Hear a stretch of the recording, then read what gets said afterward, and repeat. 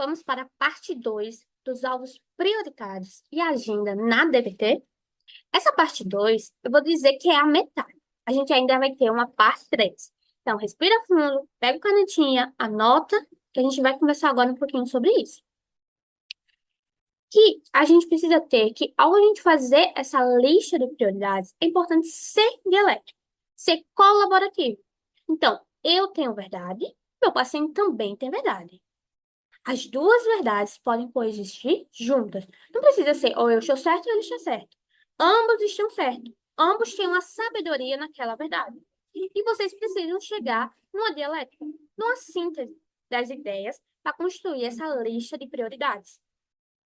Impor uma lista de alvos simplesmente não funcionará.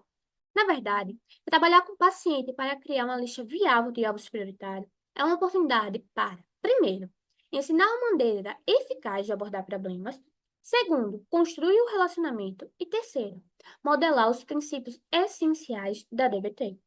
Então, mesmo aqui, nesse momento difícil, que é definir essa lista de alvos, pode ser uma oportunidade muito poderosa. Fazer dos limões uma limonada.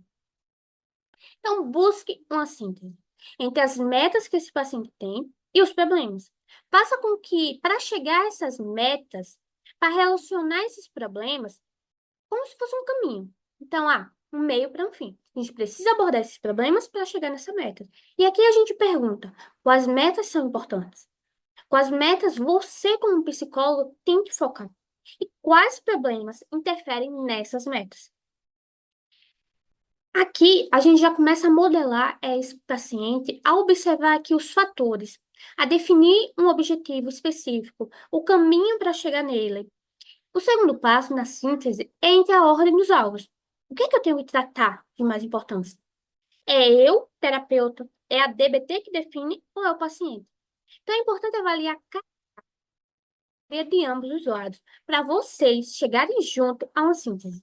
Não existe um padrão, um caminho definido, rígido do que seguir. Claro, a DBT vai dizer o que é que tem que ser seguido, mas ela também está aberta a essa fluidez, a essa liberdade do paciente poder modificar a terapia e o terapeuta ser modificado junto. A agenda da sessão, ela é aqui como se fosse realmente a agenda da DBT. A agenda da sessão é como se fosse aqui a agenda da TCC. O paciente da TCC chega e a gente tem aquele script, né, do que fazer. Primeiro você diz como é que foi, checa o humor, faz, revisa a tarefa de casa, define o tema. Então aqui acontece da mesma forma. Tem a saudação e o check-in, o mesmo da TCC. Segundo passo, a gente revisa o cartão diário. Na TCC, a gente revisaria o plano da semana, o registro de pensamentos disfuncionais. Aqui, a gente registra e revisa o cartão diário, que é muito mais amplo, vê muito mais comportamentos disfuncionais. Terceiro passo é, de acordo com esse cartão diário, os comportamentos que houve, definir a agenda. Qual vai ser o alvo do dia? E também a ordem de prioridade. O que é que deve ser apontado? De todos aqueles problemas que foram relatados, qual é o de maior prioridade? E aí, definido esse alvo, fazer uma análise em cadeia para ver quais comportamentos, quais fatores estão influenciando e também uma análise de solução. Qual comportamento, um brainstorm, né, uma tempestade de ideias, qual comportamento pode ser utilizado para solucionar esse problema? Os aspectos estruturais da DBT podem sofrer desvios durante o tratamento. Estruturas que poderiam ser mantidas com rigor no início, quando o relacionamento era novo, podem ser desafiadoras de manter à medida que a familiaridade entre paciente e terapeuta cresce. Manter as estruturas de tratamento requer um tipo de disciplina que às vezes incomoda ambas as partes.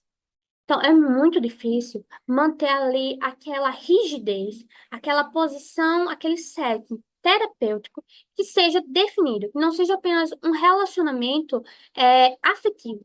É um relacionamento afetivo, mas também é um relacionamento profissional.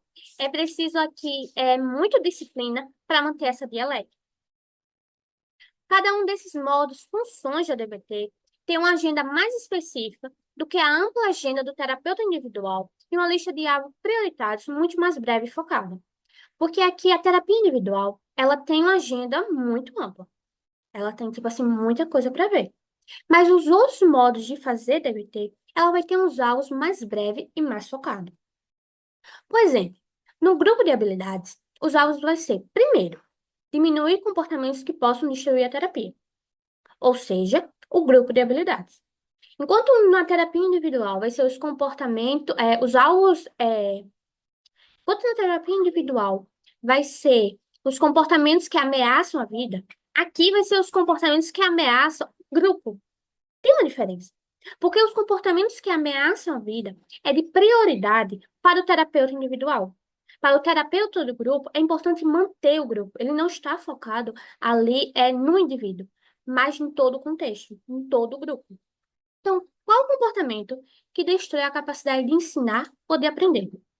Que às vezes algum comportamento está interferindo na terapia, que é usar algo terceiro, mas não está impedindo com que os pacientes ensinam, mas não está impedindo que o terapeuta ensina ou que quem está ali aprendendo, aprenda.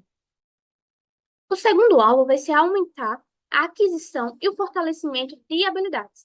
Essa é a principal função desse módulo, ensinar novos comportamentos. E para ensinar esses novos comportamentos, é aqui que surge o primeiro alvo. Para ensinar esses novos comportamentos, o terapeuta precisa manter esses pacientes aprendendo. Então, ele não pode ter comportamentos que destruam a terapia. E o terceiro ponto vai ser diminuir comportamentos que interferem na terapia. Então, na maioria dos casos, envolve ignorar. Tá fazendo algo que, tipo assim, tá interferindo na terapia, mas eu posso continuar ensinando. Os pacientes podem continuar aprendendo, então ignora. Coloca instrução. Que até um comportamento que acontece, por exemplo, os pacientes, principalmente adolescentes, que não querem compartilhar como é que foram ali a atividade, como se fosse mau humor, realmente. Rapaz, como se fosse mau humor, realmente. Então, pergunta, você quer compartilhar? Não, não quero. Você está fazendo greve? Então, pronto. Faz essa intervenção pequena, volta o foco. Porque talvez ele esteja aprendendo ali, mesmo que não esteja compartilhando. E o foco não vai ser esse comportamento. Se esse comportamento estiver prejudicando ele, é algo para ser tratado de forma individual. Ou no momento sozinho, com o terapeuta, ou então com o terapeuta individual. E aqui nós temos os alvos nas chamadas telefônicas. Na chamada telefônica, o principal objetivo vai ser reduzir episódios de comportamento suicida ou de comportamento autolesivo sem ter a intenção suicida. Então, é importante avaliar o risco de suicídio ou a necessidade de colocar em prática um protocolo de crise suicida. Não está tendo nenhum dos dois, a gente parte aqui com o principal alvo desse modo, que é generalizar as habilidades ensinadas ou no grupo de habilidades ou na terapia individual. O terceiro ponto também vai ser reduzir o sentimento de conflito, de alienação e distância com o terapeuta. Porque talvez entre uma sessão e outra seja muito tempo para esse paciente. E ele vai se sentir como se fosse abandonado. É importante aqui reconstruir, reforçar esse vínculo. Para que o comportamento suicida de autolesão não venha funcionar em algum momento como uma forma de aumentar o contato com o terapeuta e ter essa distância diminuída entre essa pausa entre uma sessão e outra. Não podemos simplesmente manter uma filosofia de programa abstrata conhecendo os princípios. Em vez disso, confiamos em estruturas consistentes com esses princípios. Quando a gente fala aqui em fazer DBT, a gente precisa ter ideia que a DBT, ela tem um programa, é modular, tem módulos, uma forma de fazer. Para a gente fazer ela, não é apenas ter ali ciência de quais são os princípios. É preciso também ter uma ideia de como é que ela funciona, qual é a estrutura dela. Então, para fazer DBT, é importante estar ciente dos princípios e da estrutura. Quando a gente tem aqui, em que momento a gente está ali na terapia, às vezes vai surgir ali qual princípio eu utilizo. Ou então, dependendo posso utilizar. E aqui vem uma união dos dois. Tem uma estrutura consistente com os princípios fundamentando todas as decisões. É isso, gente. É, a iluminação tá aqui tá meio ruim, né? Mas é o que tem para hoje. Termina o capítulo 2. Mas eu disse que ia ter uma parte 3, não é? A parte 3 vai ser para a gente montar um plano de tratamento de um caso, um estudo de caso, um livro que apresenta um estudo de caso. Vamos pegar, vamos ler, vamos montar esse estudo de caso de uma forma da DBT para poder colocar ele aqui no YouTube, para que outras pessoas que não participam dos encontros ao vivo, com estudos de caso reais, possam saber, aprender como é que faz a DBT. Até domingo vai ser votação e nem todo mundo vai conseguir participar, não é? Então, por isso, vamos ter um estudo de caso gravado. Então, beijos e até a próxima, gente!